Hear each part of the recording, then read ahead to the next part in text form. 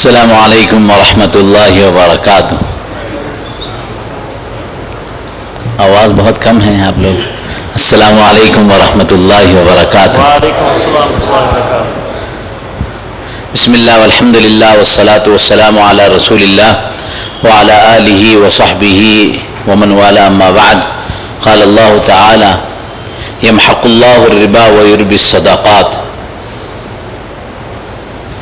وقال النبی علیہ الصلاۃ والتسلیم لعن اللہ آکل الربا وموکلہ وشاہدہ وکاتبہ او کما قال علیہ الصلاۃ والسلام۔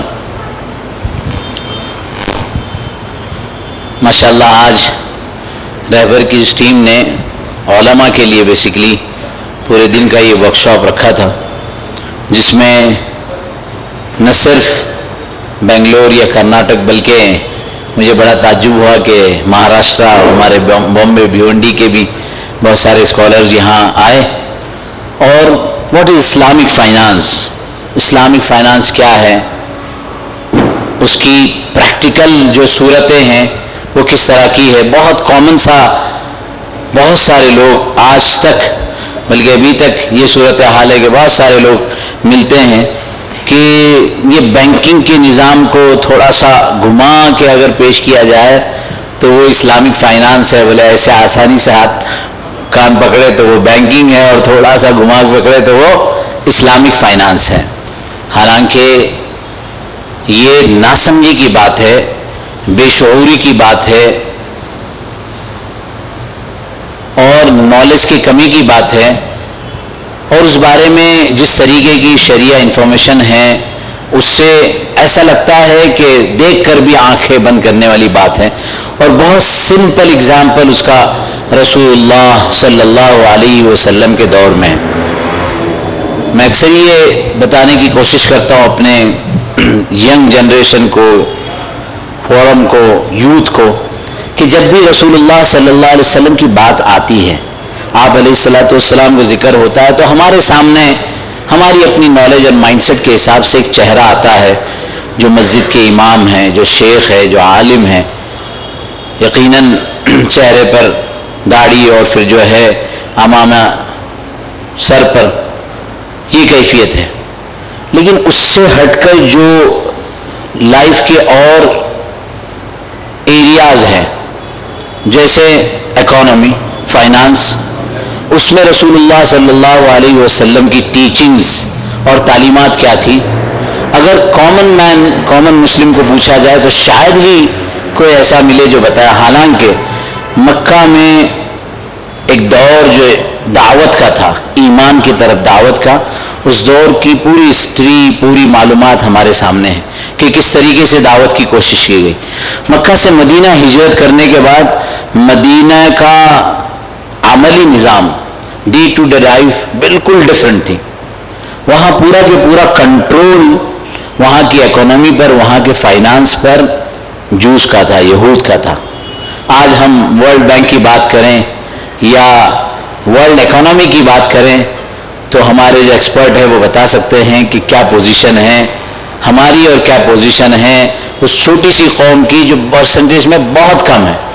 یہی پوزیشن مدینہ میں تھی۔ اللہ کے رسول صلی اللہ علیہ وسلم نے ایسی اسٹریٹجیز بنائی، ایسا نظام بنایا، ایسا طریقہ مرتب کیا جو آج کا فائنانس کا double P H D, economy کا ماسٹرز جو ہے نا، وہ بھی وہ کام نہیں کر سکے گا جو رسول اللہ صلی اللہ علیہ وسلم نے وہاں کے حالات کو دیکھ کر ترتیب دیا تھا۔ اور ود ان 3 ایئرز، 3 سال کے عرصے میں پورا سینیریو چینج تھا، اور وہ پوری کی پوری اکانومی مسلمانوں کے ہاتھ میں تھی، حکمت کے ساتھ، طریقے کے ساتھ، پلاننگ کے ساتھ۔ ایک دن رسول اکرم صلی اللہ علیہ وسلم مسجد میں فجر کی نماز ہوئی، اور ظاہر ہے کہ فجر کی نماز کے بعد ہم اشراق تک بیٹھتے ہیں، ذکر کرتے ہیں، تلاوت کرتے ہیں، لیکن ہر دن کے عمل کی کیفیت الگ تھی۔ اس دن کہا کہ چلیے مارکیٹ چلنا ہے، اور مارکیٹ اچانک جانے کا صحابہ نے بھی سوچا، صبح صبح، اتنی صبح مارکیٹ، سوق المدینہ، دا مارکیٹ آف مدینہ، یہ ایک پورا پی ایچ ڈی کا کئی سارے اسٹوڈنٹس کا ٹاپک ہے، مارکیٹ آف مدینہ کیا تھا۔ اور صحابہ بھی کیا، چلتے ہیں۔ رات میں بارش ہوئی تھی، صحابہ کا خیال بھی نہیں تھا کہ اس بارش سے، اس مطر سے اس کا کیا تعلق ہوگا، اور مارکیٹ میں بہت سارے ٹریڈرز اور بزنس مین اپنے اپنے اس وقت بارٹری سسٹم تھا، سامان لاتے تھے بیچتے تھے، تو وہ اناج اس کا لایا ہوا تھا اور وہ اپنا مارکیٹ میں اناج بیچنا چاہتے تھے. رات میں بارش ہو گئی، اناج بھیگ گیا، تو انہوں نے اس اناج کے اوپر، وہ گیلے اناج کے اوپر سوکھا اناج رکھ دیا تاکہ مال کو بیچا جائے. اللہ کے رسول صلی اللہ علیہ وسلم وہاں پہنچے، انہوں نے وہ جو گیر ہوتی ہے، جو بڑا سا ایک چمچ ہوتا ہے جو بہت اندر تک جاتا ہے، اس کو اس اناج میں داخل کیا اور اندر سے وہ اناج نکالا تو اندر کیا کہتے ہیں گیلا اور باہر سوکھا. کہا یہ کیا بات ہے، ایسا کیوں کیا؟ کہ یا رسول اللہ وہ تو گیلا تھا، اگر گیلا اناج کوئی خریدے گا نہیں ہے، اس کو مجھے مارکیٹ کا صحیح ویلیو نہیں ملے گی، اس لیے میں نے اس کے اوپر سوکھا اناج رکھ دیا ہے. اس وقت یہ جملہ کا من غشنا فلیس منا، جو دھوکہ دے وہ مسلمان نہیں ہے. آج ہم بامبے سے ہیں، بامبے کی جو فائنینشیل انڈسٹری ہے، عجیب بات ہے کہ جو ہمارے اوصاف تھے، جو ہماری پریکٹس تھی، جو ہمارا عمل تھا، وہ دوسری قوموں نے لے لیا اور ہمارے پاس وہی بچا جو ہمارے لیے بالکل جائز نہیں تھا. دھوکہ دینا، جھوٹ بولنا. اب یہ جو ٹاپک ہے ربا، انٹرسٹ، ہم یہ سمجھتے ہیں کہ ٹھیک ہے شریعت کے حکم میں سے ایک حکم ہے، لیکن اگر ایک کامن مین، ایک نارمل مسلم کو بھی اس کے پورے نظریات سمجھانے کے لیے کہا جائے، بتایا جائے کہ شریعت نے انٹرسٹ کو کس درجے اور کس حد تک اس کے حکم کے سلسلے میں شریعت کے احکامات اور اس کی تعلیم بتائی گئی ہے. یہ پریزنٹیشن لگا تو اس کی کیا قباحت کی اور اس کی شناعت یا اس کی برائی. اب ایک سمپل سی لاجک ہم اپنے آپ پریکٹسنگ میں سمجھتے ہیں کہ بھئی یہ صاحب میں ہوں اور میں ان کو ایک فنڈ دیتا ہوں، لیٹس سے ول سے 1 CR 1 کروڑ روپے، اور وہ ایزیلی اپنے بزنس میں یا اپنے پروفٹ میں سے مجھے منتھلی ایک ریٹرن دیتے ہیں. ہی از ہیپی کہ وہ بزنس ڈیولپ کر رہے ہیں اور میں ہیپی ہوں کہ مجھے میرے پیسے کا ریٹرن مل رہا ہے. لیکن شریعت کیا کہہ رہی ہے؟ اجتنبوا السبع الموبقات، 7 اکبر الکبائر، 7 بڑے گناہ میں ایک گناہ ربا ہے. اب بڑے گناہ کون کون سے؟ شرک، اللہ کے ساتھ کسی کو شریک کرنا، جس کے بارے میں ہم جانتے ہیں کہ ہم اپنے ایمان کے بارے میں کتنے فکر مند ہیں. قتل، کسی کا مرڈر کر دینا کتنا بڑا گناہ ہے. زنا کتنا بڑا گناہ ہے. اس کے ساتھ ساتھ ربا کو جوڑا گیا ہے. حالانکہ اس زاویے سے دیکھا جائے یہ فائنینشیل ٹرانزیکشن میں تو کئی ایسے مسلمان بھی ملے کہ اس کے بغیر تو اکانومیکل سسٹم چلے گا ہی نہیں. کیسے بغیر ربا کے، بغیر انٹرسٹ کے نظام چلائے گا؟ اور شریعت نے اس طرح کا سخت حکم کیوں دیا ہے اور کتنا سخت؟ یعنی قرآن کریم میں اعلان جنگ صرف 2 بات کے لیے، اللہ اور اللہ کے رسول کے ساتھ اعلان جنگ. اعلان جنگ کا مطلب یہ کہ میں اللہ کا، نعوذ باللہ، اللہ کا مقابلہ کر رہا ہوں. اللہ کا مقابلہ کون کر سکتا ہے؟ حدیث میں کتنا سخت جملہ کہا کہ ربا کا 1 درہم ایسا ہے اَيَنْكِحَ الرَّجُلُ أُمَّهُ، کہ گویا ایک آدمی معاذ اللہ اپنی مدر کے ساتھ، اپنی والدہ کے ساتھ نعوذ باللہ زنا کرے، جو گناہ ہے اس سے 36 ٹائم مور، 36 گنا زیادہ ربا کا وزر ہے، ربا کا گناہ ہے. کیوں؟ کہ یہ ایک عمل ایسا ہے جو پورے نظام حیات کو، جو پوری لائف سٹائل کو، جو پورے اکانومی کو، اور اس کے بنیاد پر کئی سارے گناہ گویا جائز ہو جاتے ہیں، کئی سارے گناہ معاشرے کے اندر قائم ہو جاتے ہیں. یہ جو قرآن نے ایک حکم دیا کئی لا یکونوا دولۃ بین الاغنیاء منکم، شریعت یہ چاہتی ہے کہ دولت کا ارتکاز نہ ہو. جو منی مارکیٹ ہے اس پر کسی ایک اسپیسیفک کا کنٹرول نہ ہو. یہ منی جو ہے نا وہ مارکیٹ کے اندر گردش کرتے رہے، گھومتے رہے. جب منی کسی ایک اسپیسیفک کمیونٹی کے پاس یا لمیٹڈ لوگوں کے پاس اس کا کنٹرول ہوتا ہے تو اس کنٹرول کی بنیاد پر امیر سے امیر ہوتا چلا جاتا ہے اور غریب سے غریب تر ہو جاتا ہے. آج انڈیا کی اکانومی کی یہ پوزیشن ہے کہ ہماری اکانومی کا 51% یعنی مور دین 50% کا کنٹرول صرف 1% انڈینز کے ہاتھ میں, اور یہ انڈیا کے اندر ہے. ایسے ہی ورلڈ لیول پر بھی یہی پوزیشن ہے, نیئر بائی 49% کا کنٹرول 1% کے ہاتھ میں ہے. تو شریعت نے اس کو اس لیے برا اور منع سمجھا کہ اس کی بنیاد پر ایک تو یہ کہ امیر اور غریب کے درمیان کا فرق بڑھتا چلا جاتا ہے. مال فی نفسی من حیث المال, یعنی مال کا ٹرانزیکشن مال کے ساتھ, منی اگینسٹ منی, مال کا ٹرانزیکشن مال کے ساتھ اس کے پروفٹ کے لینے کی گنجائش نہیں بتائی. اس کو بزنس میں لائیں, ڈیلنگ میں لائیں, پروفٹ اینڈ لاس کا ایک نظام بنائیں. اس صورت میں تو ہم بزنس میں پروفٹ بنا سکتے ہیں, لیکن پیسوں کے مقابلے میں پیسوں کا نظام بنانا, اس کو شریعت نے بالکل ناجائز قرار دیا. اور آپ دیکھیں گے مدینہ مارکیٹ کی نسبت پر جس طریقے سے ڈیولپمنٹ ہوا, جس طریقے سے بہت سی مرتبہ یہ خیال سمجھا جاتا ہے کہ ٹھیک ہے نا, ہم اپنے 2 وقت کی روٹی کا انتظام کرتے ہیں, ہمارا چھت کا انتظام ہو گیا, ہماری ضرورت پوری ہو گئی ہے, اور اس سے زیادہ کہ ہمیں ضرورت نہیں ہے. ایسا نہیں ہے. شریعت جو ہے وہ مال کے کمانے کو برا نہیں سمجھتی, بلکہ مختلف اس کے ترغیبات اور اس سلسلے کی تعلیمات شریعت نے دی ہے. نہ صرف تعلیمات بلکہ پریکٹیکل بھی بتلایا. اب مکے سے مدینہ جب صحابہ آئے تو مکہ میں ان کی بہت سارے بزنسز تھے, ان کے لینڈز تھے, ان کی پراپرٹیز تھی. کئی سارے صحابہ نے اپنے بڑی پراپرٹیز ایسی چھوڑ دی. حضرت عبد الرحمن ابن عوف رضی اللہ تعالیٰ عنہ مشہور صحابی ہیں اور عشرہ مبشرہ میں ہیں. اور یہ بھی سن لیجئے کہ عشرہ مبشرہ میں کتنے صحابی ہیں؟ ہاں, عشرہ خود ہی بتاتا ہے, یہ 10 صحابی ہیں جن کو جنت کی بشارت دی گئی. یعنی بہت رسول اکرم صلی اللہ علیہ وسلم کے قریب تھے. ایسے تو صحابہ کے لیے عمومی بھی جو ہے بہت ساری اللہ کے رسول صلی اللہ علیہ وسلم کی طرف سے وعدے ہیں, لیکن یہ 10 صحابی بہت سلیکٹڈ تھے. ان میں سے 4 صحابی یعنی ہماری اپنی لینگویج میں کروڑ پتی تھے, مالدار ترین تھے. ان میں عبد الرحمن ابن عوف مکہ سے جب مدینہ آئے تو بہت مالدار تھے, مکہ میں بھی بہت مالدار تھے. وہ جو پرفیوم لگاتے تھے, پرفیوم لگانے کے بعد مکے کی جس گلی سے گزرتے تھے تو گھر کے اندر کے لوگ کہتے تھے کہ عبد الرحمن شاید اس گلی سے گزرا ہے. یعنی وہ پرفیوم کا اندازہ ہوتا تھا کہ یہ عبد الرحمن کے پاس ہی ہے. لیکن جب مکہ سے مدینہ آئے تو ان کے پاس کچھ بھی نہیں تھا,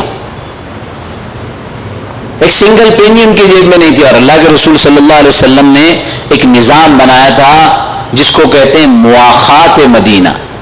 مسلمانوں کے درمیان مواخات کا نظام تھا اور ایک مصالحت کا نظام تھا جو غیر مسلموں کے ساتھ, یعنی اس زمانے میں جو کمیونٹی مدینہ میں تھی ان کے ساتھ ایک ایگریمنٹ تھا. 2 الگ الگ ایگریمنٹ تھے. مواخات مدینہ کا یہ نظام تھا کہ ہر شخص کو دیکھا جاتا تھا کہ اس کی کیا صلاحیت ہے, اور اللہ کے رسول صلی اللہ علیہ وسلم دیکھ کر یہ اندازہ لگائے کہ اس ہر شخص کی صلاحیت کیا ہے, اس کی حیثیت کیا ہے, اس کی پوزیشن کیا ہے, اور اس کے اعتبار سے اس کے مزاج کا, اس کے لیول کا بردر ہو, اس کا بھائی کا نظام بنایا گیا, جو اسلام کی تاریخ میں, دنیا کی تاریخ میں ابتدا سے لے کر اس وقت تک اور اس کے بعد سے لے کر آج تک کبھی نہیں ہوا. اتنا مضبوط نظام کہ بہت آسانی سے سارے مسئلے حل ہو گئے. تو عبد الرحمن ابن عوف رضی اللہ تعالیٰ عنہ جب مدینہ آئے, ان کو بھی مدینے کے ایک تاجر, ایک مالدار صحابی کا بھائی بنایا گیا. ان کا نام تھا سعد ابن ربیع, بخاری کی حدیث ہے. تو سعد ابن ربیع کو جب ان کا بھائی بنایا گیا تو سعد ابن ربیع نے کہا کہ اقسم مالی نصفین, میں اپنے مال کو آدھا تقسیم کرنا چاہتا ہوں اور میں اپنی پوری پراپرٹی کا آدھا حصہ آپ کو دینا چاہتا ہوں. مائی بردر, آپ میرے دینی بھائی ہیں اور میں آدھی پراپرٹی آپ کو دینا چاہتا ہوں. آج ہم بمبے سے آئے, یہاں کوئی خوش نصیب ایسا کہ وہ مفتی اشفاق ہے, بہت اچھے آدمی ہیں, تو میں اپنی آدھی پراپرٹی ان کو دینا چاہوں, ایسا کسی کے دل میں کبھی خیال بھی گزرے گا؟ ہو سکتا ہے. اور وہاں صرف خیال کی بات نہیں تھی. دیکھو کچھ لوگ بڑے مسکرا رہے ہیں, آدھی پراپرٹی کی بات تو چھوڑیے, پرس کا آدھا حصہ بھی دینے کے لیے شاید کوئی سوچے، دینا الگ سی بات ہے. وہاں سعد بن ربیع آفر کر رہے ہیں میں ہم کا آدھا مال دے رہا ہوں، میری آدھی پراپرٹی، میرا لینڈ، میری جویلری، میرے پاس جو جو سیونگ ہے اور جو کچھ بزنس ہے سارے کا نصف حصہ آپ کو. وہ ازوجو یہ لفظ ہے، اور میں تمہارا نکاح کراؤں. بعض روایتوں میں اس کی تفصیل میں کہ میری 2 بیویاں ہیں تو اگر تم چاہو تو میں اس میں سے ایک کا طلاق دے دوں، مجھ سے تم نکاح کر لو. کیا تاریخی جملہ تھا. یہ بزنس مائنڈ سیٹ کے لوگوں کو سمجھنا چاہیے. حضرت عبد الرحمن بن عوف نے ایک جملہ کہا حضرت سعد سے، بارک اللہ لک فی مالک و اہلک، اللہ تمہارے مال اور تمہارے اہل میں تم کو برکت دے. اللہ نے جو تم کو نوازا اس میں تم کو اور برکت دے. اور ایک جملہ کہا، سیکنڈ ورڈ، دلونی علی السوق، اس کا ٹرانسلیشن ہے guide me to the market, مجھے بازار کا راستہ بتلاؤ، مجھے بازار کا راستہ بتلاؤ. جب وہ بازار میں گئے تو ان کے پاس کوئی ایسٹ نہیں تھا، کوئی کیپٹل نہیں تھا. کیسے بزنس کیا اس کا بھی پورا ریسرچ موجود ہے. اس وقت سے لے کر وفات تک حضرت عبد الرحمن بن عوف کی جو عمر ملتی ہے نیئر بائی 32 ایئرز، 32 سال، اور زندگی میں کئی مرتبہ مال انہوں نے صدقہ کیا. ایک مرتبہ وہ حدیث ہے جس میں رسول اللہ صلی اللہ علیہ وسلم نے دیکھا کہ میں جنت کے دروازے پر ہوں اور سارے صحابہ آ گئے اور عبد الرحمن تم نہیں پہنچے تھے، میں جنت کے دروازے پر تمہارا انتظار کر رہا ہوں، تم دوڑتے دوڑتے پسینے میں شراب اور میرے پاس پہنچے. کہ عبد الرحمن کہاں رہ گئے تھے؟ تو کہا میں اپنے مال کا حساب دے رہا تھا. اس وقت حضرت عبد الرحمن بن عوف نے اپنا آدھی سمپتی، اپنی آدھی پراپرٹی، اپنی آدھی ملکیت اللہ کے راستے میں صدقہ کی. اتنا سب کرنے کے بعد جب عبد الرحمن بن عوف 32 سال کے بعد ان کی وفات ہو گئی، ان کا انتقال ہوا، تو ان کی جو میراث تھی، ان کا جو انہیریٹنس، ان کی جو جائیداد بچی تھی جو ان کے وارثین کو ملی، آج کے richest person in the world کون ہے اب اس وقت؟ Who is the first one? Elon Musk. کتنی ہے ابھی آج؟ 250 ہو گئی، 240 تک تھی. ایلن ماسک ایسے 4 یا 3 ایلن ماسک جمع کیے جائیں تو اکیلے عبد الرحمن بن عوف تھے. 600 بلین ڈالر اکیلے عبد الرحمن بن عوف رضی اللہ تعالیٰ عنہ کی میراث تھی. تو یہ شریعت تجارت کو، بزنس کو اور استثمار کو اور مال کے بڑھانے کو برا نہیں سمجھتی، لیکن شریعت نے اپنے ضابطے بتائے ہیں، اس کے اپنے اصول ہیں. اور میں بہت اہم ترین اصول ہے. کتنے ہمارے دوست ملتے ہیں جو یہ کہتے ہیں کہ ہمارے ایریا میں، اب مجھے یہاں کا نہیں پتا لیکن ہمارے یہاں بامبے سے قریب کھوکھن کہلاتا ہے، جو لوگ گلف میں ہوتے ہیں وہ وہاں سے آنے کے بعد بہت سارے بزنس ٹرائی کرتے ہیں. بزنسز جب نہیں ہو پاتے ہیں یا بڑی بڑی پونزی اسکیمز کے اندر پھنس جاتے ہیں، بہت پریشان ہوتے ہیں، تو آخر میں یہ کرتے ہیں کہ سیونگ میں پیسہ رکھا ہے اور اس کا انٹرسٹ آ رہا ہے اور اسی سے گھر بھی چلا رہے ہیں، معاذ اللہ اسی سے مسجدوں کو جو ہے ڈونیشن بھی دے رہے ہیں، مدرسوں کے کام بھی کر رہے ہیں، اور سمجھتے ہی نہیں کہ یہ کوئی برا ہے، یہ کوئی گناہ ہے، جبکہ کتنا بڑا گناہ ہے اور اس کی کتنی بڑی قباحت ہے. چھوٹے سے ایریا کا ایک سروے کیا گیا تو crores of rupees Muslim communities کی وہ اس طرح کے سیونگز کے اندر ہے اور اس کے وہ انٹرسٹ پر اپنی پوری زندگی چلا رہے ہیں. تو یہ ربا کی اپنی قباحت کو اور اس کی برائی کو سمجھنے کے ساتھ ساتھ اس کو کیسے کور کرنا ہے اور کیسے اس کی مفاسد کو ختم کرتے ہوئے اس کے حقائق کو سمجھنا، اور اس کے لیے اسلامک فائنانس ہے. تو میں وہ جو حدیث سنا رہا تھا شروع میں کہ رسول اکرم صلی اللہ علیہ وسلم کے پاس ایک صحابی آئے اور انہوں نے کچھ کھجوریں ہدیے میں پیش کی. ایک ہدیہ تحفہ لے کر آتے تو تحفے میں ہدیے میں کھجوریں پیش کی. تو اس نے جب کھجوریں دیکھی بہت اچھی کوالٹی کی کھجوریں تھی. اس زمانے میں ایسا مطلب یہ کہ تقسیم نہیں ہوا کرتا تھا، سارا مال ایک ساتھ ہوتا. تو اتنی اچھی کوالٹی کی کھجوریں اللہ کے رسول صلی اللہ علیہ وسلم نے دیکھی تو کہا کہ تمہارے باغ کی ساری کھجوریں ایسی ہوتی ہیں؟ تو کہا نہیں ایسا نہیں ہے، میں نے میری اچھی کھجوریں، میری مکس کھجوریں جو تھی وہ میں نے ایک یہودی کو دی اور اس کے پاس سے اچھی کھجوریں لی. میرے پاس 2 سا ایک وزن کا نیئر بائی 2.6 کلو گرام ہوتا ہے، وہ 2 سا میں نے کھجوریں اس کو دی اور اس کے پاس سے 1 سا کھجوریں لی. تو اللہ کے رسول صلی اللہ علیہ وسلم کہا ھذا عین الربا، یہ تو ربا ہے، یہ تو حرام ہے، یہ تو گناہ ہے۔ اتنا حکم دینے کے بعد، اتنی بات کہنے کے بعد بات ختم نہیں ہوئی، اس کے بعد کام شروع ہوتا ہے رہبر والوں کا، یعنی اس کا آلٹرنیٹو کیا ہے۔ اللہ کے رسول صلی اللہ علیہ وسلم نے صرف اتنا نہیں کہا کہ یہ حرام ہے، گناہ ہے اور اس پر بات ختم ہوگی، بلکہ اس کا آلٹرنیٹو بتایا کہ اس کا آلٹرنیٹو کیا ہے۔ کہا کہ تم ایسا کر لیتے، دو الگ الگ ٹرانزیکشن کر لیتے، آج کے ہماری سمجھانے کے اعتبار سے کہ ٹرانزیکشن ہے کہ پہلے تم اپنی 2 سا کھجور کو، مثال 2 کلو کھجور کو بیچ دیتے، ایک ٹرانزیکشن ہو جاتا کہ اس سے 10 درہم لے لیتے، اور اس کے بعد اس اپنے پیسے سے اس کی وہ کھجور خرید لیتے۔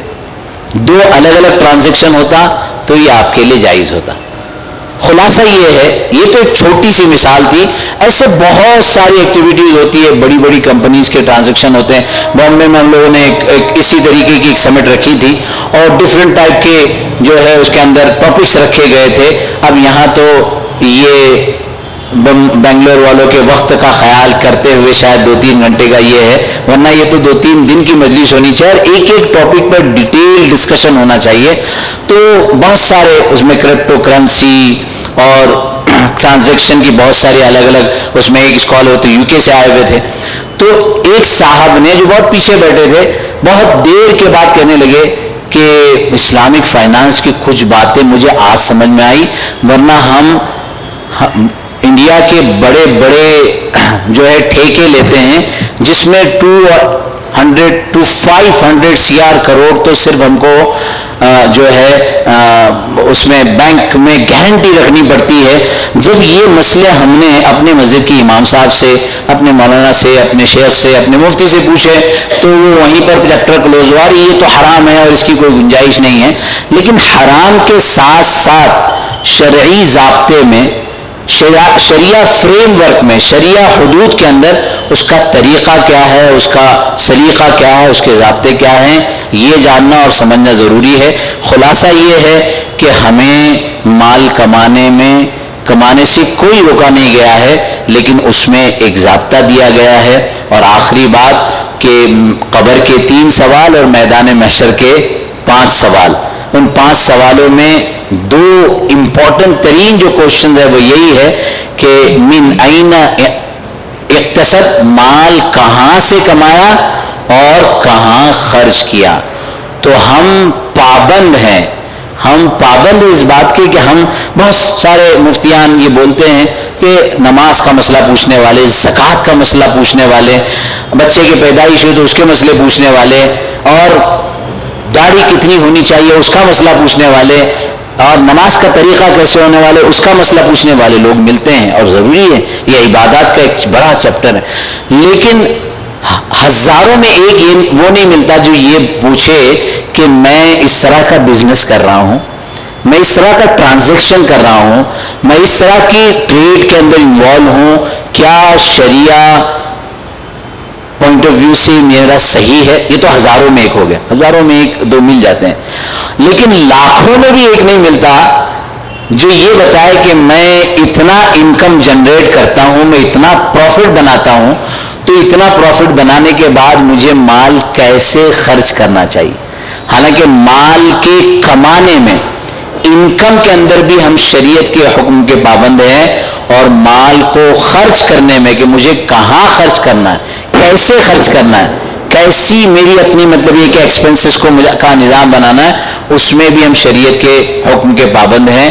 جب ہم اس امر کو، اس پوائنٹ کو اپنی لائف میں لائیں گے، دیکھیں گے کہ اللہ اتنی برکتیں دیں گے، اتنی عافیتیں دیں گے، اور چین، سکون، اطمینان بھی ہوگا، اور ساتھ ساتھ میں ہمارے مال کے اندر بھی برکتوں کے ساتھ اضافہ ہوگا۔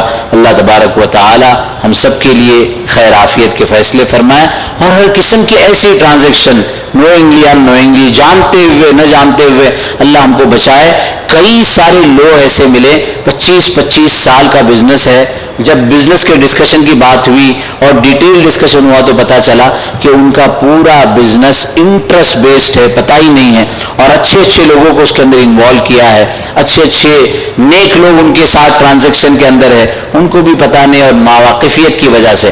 اب یہ جہالت، یہ ناواقفیت، یا یہ کہنا ہم کو معلوم نہیں تھا، یہ ایکسیپٹ نہیں ہوگا، اس لیے کہ آپ کے پاس اس طرح کی جو ہے اسکالرز ہیں، اس طرح کے ادارے ہیں، رہبر جیسا ادارہ ہے اور بھی کئی ادارے ہیں، تو ہماری ذمہ داری ہے کہ ہم اپنے مال کے کمانے میں اور مال کو خرچ کرنے میں اللہ تبارک و تعالیٰ کے حکم اور رسول اللہ صلی اللہ علیہ وسلم کی تعلیمات کا مطالعہ کریں اور اس کو معلوم کر کے اپنی عملی زندگی میں لانے کی کوشش کریں۔ وما علینا الا البلاغ وصلی اللہ وسلم علی نبینا محمد وعلی آلہ وصحبہ اجمعین۔